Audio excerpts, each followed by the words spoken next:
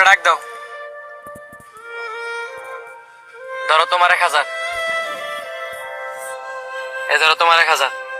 না কন্ডাক্টর সাহেব, আমার লাগতো না, আপনার কাছে রেখে দেন।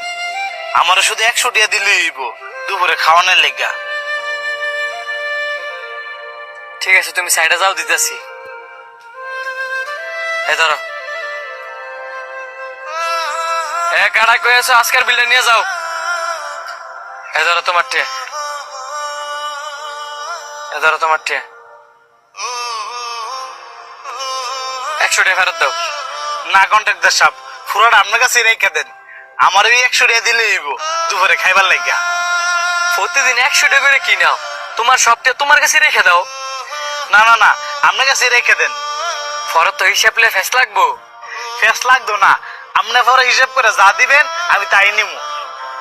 আজকে আমার কাছে বাংশি নেই। 500 টাকা নাও আর 400 টাকা ফেরত দাও। ধরো। শাওন, এদিকে আছে। জি কন্ডাক্টর সাহেব, বলেন। আচ্ছা, সানি ফোলার আছে, হ্যাঁ বিষয় কি তুমি কিছু জানো? কোন বিষয় তো বুঝাই বলে না জানতাম। এই যে প্রতিদিন আমার কাছ থেকে 100 টাকা করে নেয় আর বাকিটা আমার কাছে জমা রাখে, এই কাজটা কি কারণে করে তুমি জানো? না তো, এই বিষয়ে আমি কিছু জানি না। কারণ এ প্রতিদিন কাজ হয়, খালি কাজই করে, কারো লোক কোনো বিষয়ে কথা কয় না। আচ্ছা, তুমি তোমার কাজ করো, আমি দেখতাছি।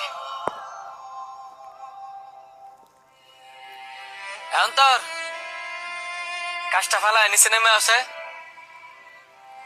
জি কন্ডাক্টর সাহেব, বলেন। আমাদের সাইডে যে সানি নামের ফোলাটা কাজ করে, হ্যাঁ যে প্রতিদিন আমার থেকে 100 টাকা নেয় আর বাকি টাকা আমার কাছে জমা রাখে, এই কাজটা কেড়ে করে তুমি জানো? না তো, হ্যাঁ তো কাজ ছাড়া আমাদের সাথে বেশি কথা কয় না। তোমরা জানোটা কি? যাও। এই ধরো। এই ধরো।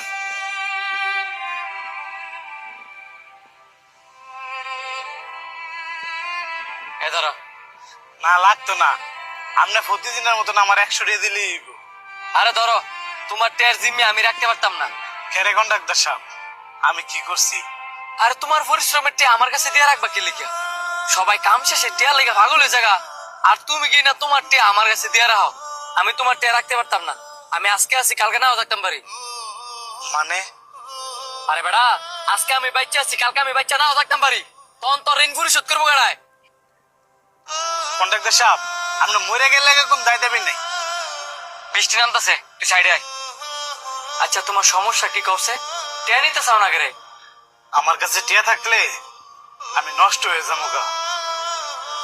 না ফেসায় বুঝায় কও। যার ঘরের গার্জেনই ভালো না, খায় ভালো থাকে কেমনে?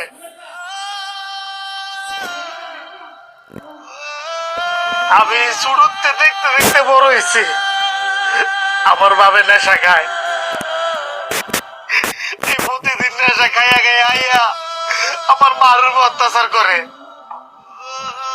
আমার মারে অত্যাচার করতে করতে করতে করতে আমার জীবনে তো আমার মারে সরাই দিছে। আমার বাপের এই নেশা খাওয়া দেখা দেখা মার দুঃখে কষ্টে আমিও নেশা খাওয়া হয়েছি। অল্প বয়সে সুন্দরী একটা মাইয়ারে বিয়ে করছি। দিন শেষে আমার বাপে যেই পথে চলতো আমিও সেই পথে চলা শুরু করছি। প্রতিদিন নেশা কইরা কইরা বাড়িতে বোর অত্যাচার করতাম। এই অত্যাচার সহ্য করতো না ভাইরা আমার বউ আমার তালাক দিয়ে গেছে গা।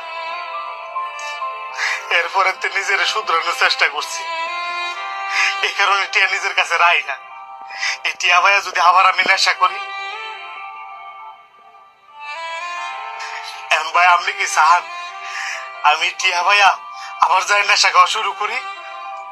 যদি না চান আমার গার্জিয়ান মনে কইরা এই টিয়াগুলো আপনার কাছে রেখে দেন। তুমি যে তোমার বুলা বুঝা নিজের শুধরে নিছ, এই জন্য তোমার ধন্যবাদ। নয়তো এই যুগে নেশা করে আবার নিজের শুধরায় নাকি?